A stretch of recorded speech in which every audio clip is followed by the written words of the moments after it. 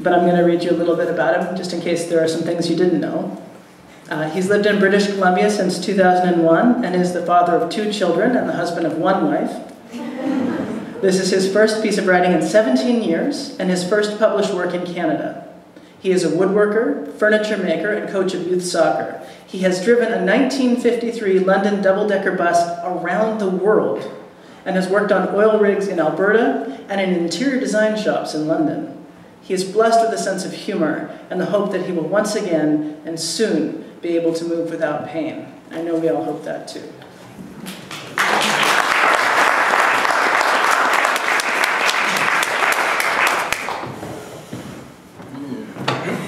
Embarrassment after embarrassment. Yes, well anyway, thank you all for coming. It's great to see you. Is this okay? Can you hear me? Yeah. Yes, that might be better. Is that better? Okay. I'm not well practiced at this, so I might need to adjust. Yes, I kind of feel like I'm on the wrong side of this thing. I should be over there, but it wasn't really my idea to be in this book. But, as ever, I do as I'm told. I am, however, hugely grateful and very, very fortunate to be included and to be in such exalted company, both in the room and in the book. But perhaps less grateful and fortunate for the subject matter of my piece, which is about my back, and in particular my bad back, which is actually quite good today, which is great. And it has been good for a while, but, you know, touch wood. So I'm going to read a couple of passages, and the first of which sort of explores the importance of backs to a particularly brave and scared 8-year-old boy who was being sent off to an English boarding school in the late 1960s. And this is near the beginning of my piece, and there it is.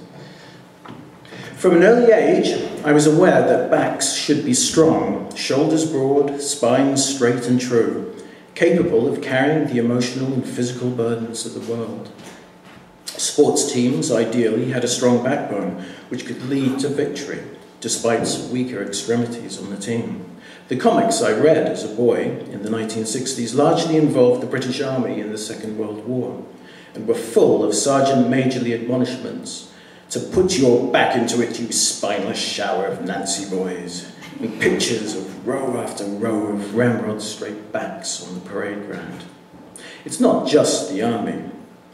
And so we must straighten our backs and work for our freedom, said Martin Luther King Jr. A man can't ride you unless your back is bent. The implication is clear. Without a straight and strong spine, a man will be submissive and unworthy of respect, not a real man. This attitude was reinforced at school. That school was a boys-only boarding school in Broadstairs, Kent, southeast England. The building itself was a huge Gothic edifice. There were turrets full of backs, rows of rattling 12-foot by 4 single-pane sash windows, worn tiled floors, hollowed-out concrete steps, pull-chain toilet cisterns, and grease-proof toilet paper. A veritable hammer house of horrors. There was no heating in the dormitories, 30 boys in 2 rows beneath 30-foot-high vaulted ceilings, as cold as the North Pole.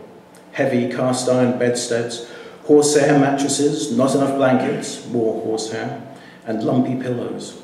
To me, however, my bed was sanctuary, a surrogate home where I could be alone, away from everything and everyone, where I could dream of smiles and warmth and half-term holidays. It was as if I could lift up the blankets and rays of light and warmth would welcome me in. These reveries would be shattered from time to time by an invasion from one or more of my fellow dormitory dwellers, flicking wet towels at my arms and legs as I tried to protect the more sensitive parts of my body. I would stay in bed in the mornings until the very last second, hanging on to my alternative world, risking tardiness for chapel and the consequent slippering. We wore shorts, horsehair again, or so they felt, year-round. In those days, we would get cold winters and considerable snowfall. I had 2 years of raw, red, chapped thighs that hurt so much I cried. Once you made it to a school prefect, you could wear trousers. But I never made it, as the school closed down through lack of funds. Apparently not enough people wanted to go there. All this barbarism was supposed to make men of us small boys, to teach us to be humble and to suffer adversity, but to come out strong little men, again with those broad shoulders and straight spines and stiff upper lips. So that was the plan. Another component in that life plan was that you really were not meant to talk about yourself. And especially you shouldn't whine and moan about your own misfortunes.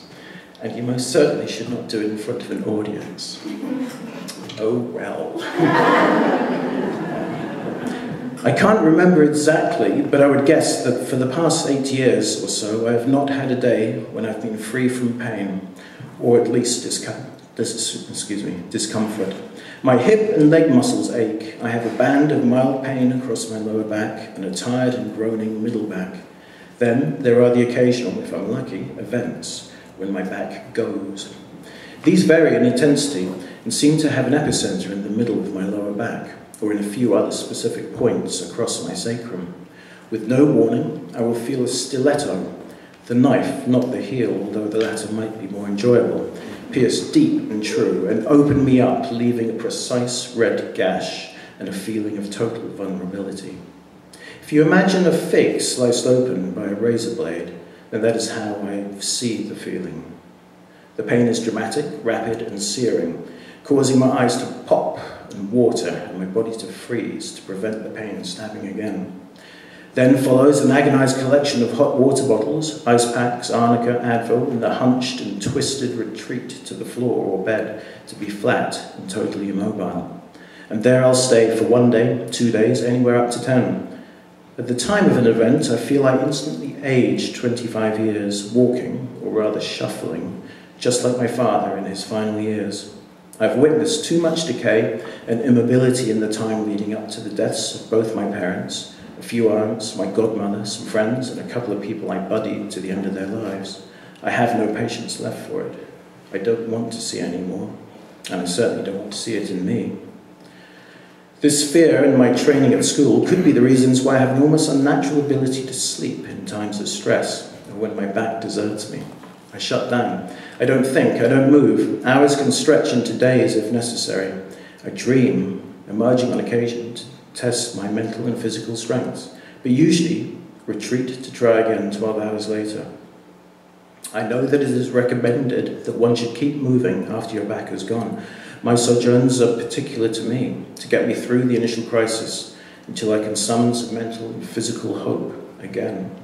I hide in bed so I don't have to be in the midst of my family, being old, grumpy and useless, someone to be humoured, to be pitied. I have learned to listen and feel the moods of my body and to respond accordingly. I've practiced the Alexander technique, had regular acupuncture, visited a chiropractor for a number of years, consulted surgeons and specialists, returned frequently to my family doctor, attended a wonderful osteopath who also happens to be my sister and in this room, and been treated by a number of different physiotherapists. I hang upside down on an inversion table, practice yoga, I've tried Pilates and follow a daily exercise and stretching program. I suspect I would be worse off without all this, but it is depressing to be no better. A couple of years ago, I decided to stop all treatments as I found myself being pulled in so many different directions, like a cheap cut of meat being prepared and tenderized, albeit very skillfully and sympathetically. All these treatments and exercises can feed perhaps the biggest fear of my condition, that I become solely a bad back, with everything I do being related to it and all relationships based on it.